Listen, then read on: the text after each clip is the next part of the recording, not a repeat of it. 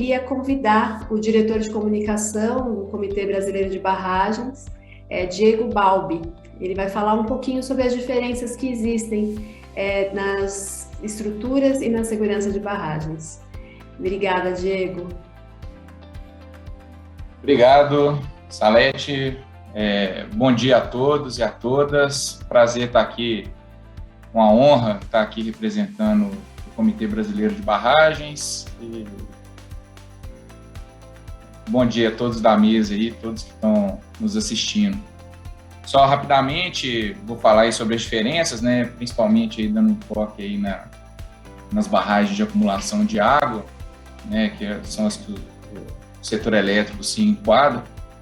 O Comitê Brasileiro de Barragens, né, esse ano está fazendo 60 anos aqui no Brasil. Ele é um dos representantes do comitê da Comissão Internacional de Grandes Barragens, que busca encorajar aí as trocas de informações e experiências, né, adquiridas no planejamento, projeto, construção e operação de grandes barragens, né? E no Brasil a gente atua já há 60 anos, um comitê bastante técnico, com uma equipe aí já, um grupo, né, de sócios, de associados, bastante robusto.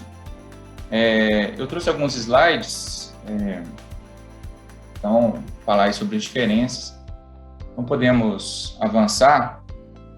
Como toda obra de engenharia, que é bem conceitual mesmo, como toda obra de engenharia, todo equipamento, né, isso aí é até mais comum nos equipamentos aí de quem cuida dos equipamentos elétricos, mecânicos, mas toda obra de engenharia, ela tem suas fases de riscos, né? Geralmente no início da sua operação, quando você dá uma primeira carga nela, quando você utiliza ela pela primeira vez, você tem uma fase de um risco maior. Obviamente, quando a gente fala de obras civis, estamos falando de riscos muito baixos, né, de probabilidades de falha muito baixas, e no futuro, né, ao longo da vida dela, esse risco tende a aumentar de novo. No caso das barragens, quando a gente pensa um equipamento elétrico, um equipamento mecânico, né, uma lâmpada que a gente tem, esse tempo aí, a primeira energizada nela, ela pode falhar. Antigamente as lâmpadas tinham até aqueles testadores, né, no supermercado para a gente testar a primeira carga dela, né? E alguns equipamentos podem ser de dias, de meses. No caso das obras civis, em especial as barragens, esses tempos podem ser anos, décadas ou séculos. A gente tem a questão da escassez hídrica, da necessidade do uso da água. Não é novo, as barragens já existem aí há mais de 4 milênios, e nós temos barragens aí na Europa construídas pelos romanos que entregam o benefício dos usos múltiplos dos reservatórios até hoje, né?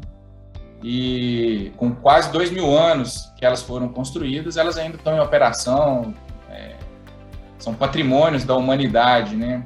Então, é difícil afirmar qual que é esse tempo. No caso das barragens, normalmente as barragens de usos múltiplos, que acumulam água para geração de energia ou para outros usos,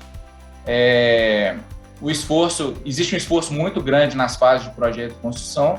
O setor elétrico sempre foi uma referência nessa questão, com obras de arte importantes, mas toda obra de engenharia ela tem seus riscos, né?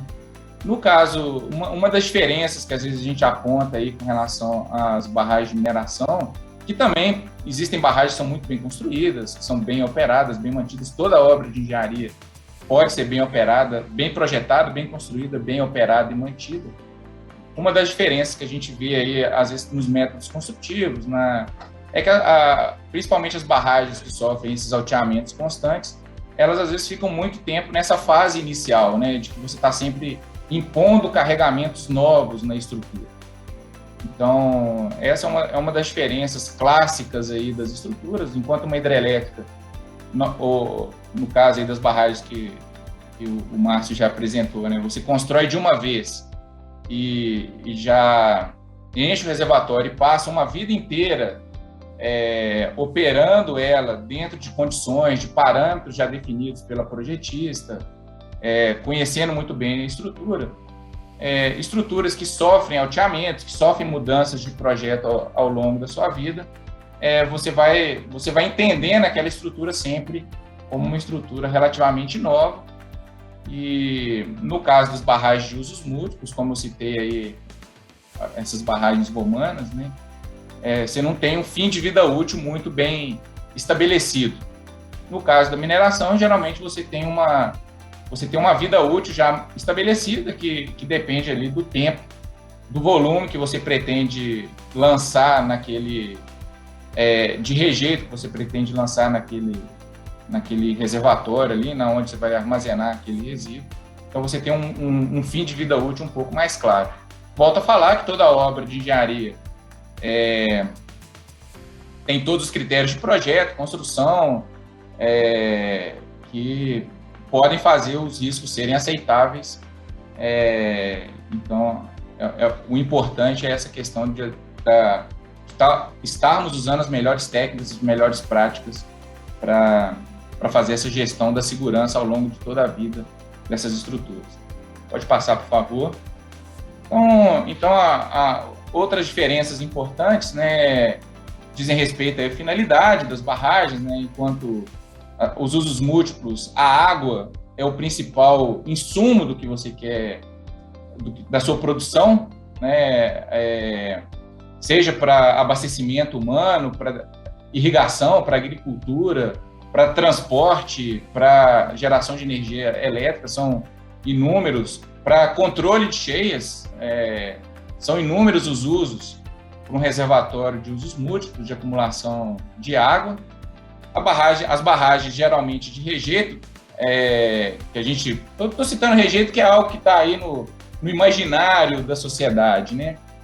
As barragens de rejeito acumulam o resíduo do seu processo, né? Então, elas possuem finalidades diferentes, as características técnicas são diferentes, aí estão só alguns exemplos aí, as características são diferentes, existem barragens de usos múltiplos de concreto, barragem de aterro compactado, mas que geralmente armazenam somente água, né? As barragens de mineração, às vezes armazenam outros tipos de substâncias, armazenam lama, areia, outros produtos, outros resíduos aí, outros materiais do processo produtivo. O próprio processo construtivo, eu já citei, nas de usos múltiplos, geralmente você constrói de uma vez só, você tem uma equipe projetista, uma equipe construtora que participa do processo do início ao fim, isso é o mais comum.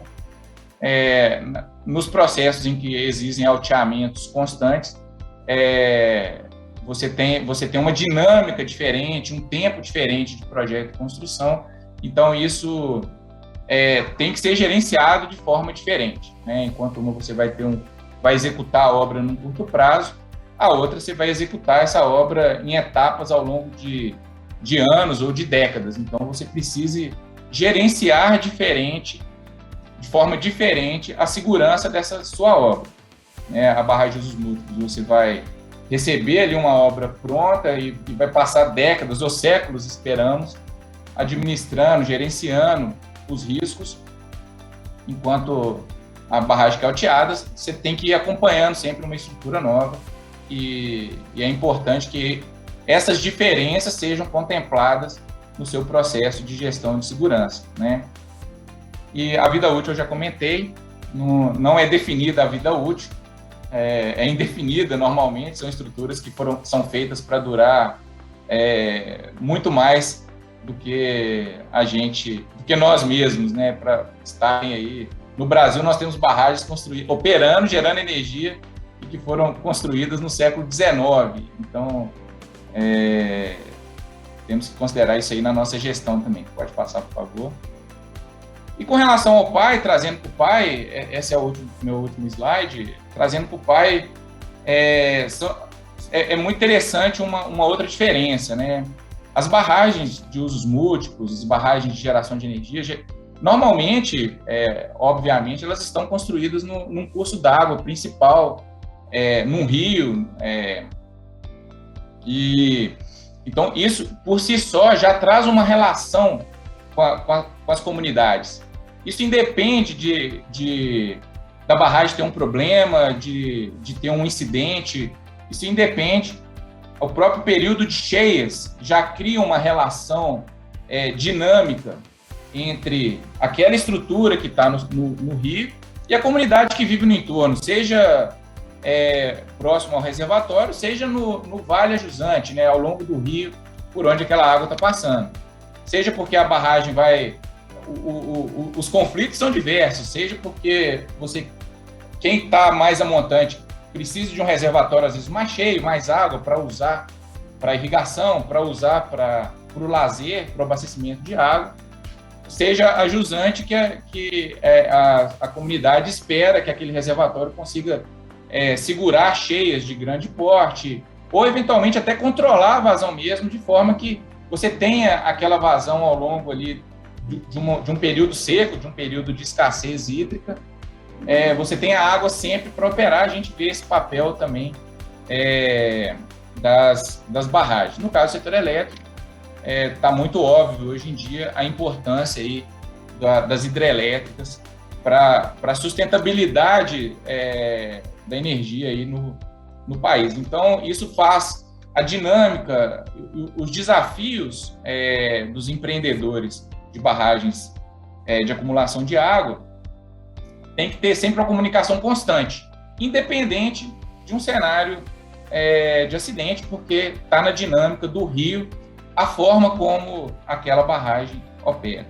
No caso das barragens de mineração, o desafio é diferente. Aqui eu não estou trazendo o risco, eu estou falando simplesmente que os desafios de comunicação são diferentes. Geralmente as barragens de mineração estão fora do curso d'água principal, elas estão próximo da planta industrial ali da mineradora, não tem essa relação dinâmica com o rio, ela está num talveg, está numa parte ali da montanha ou da mineração fora do curso d'água principal. Então a comunidade que está ali no entorno às vezes não percebe tão claramente aquela barragem.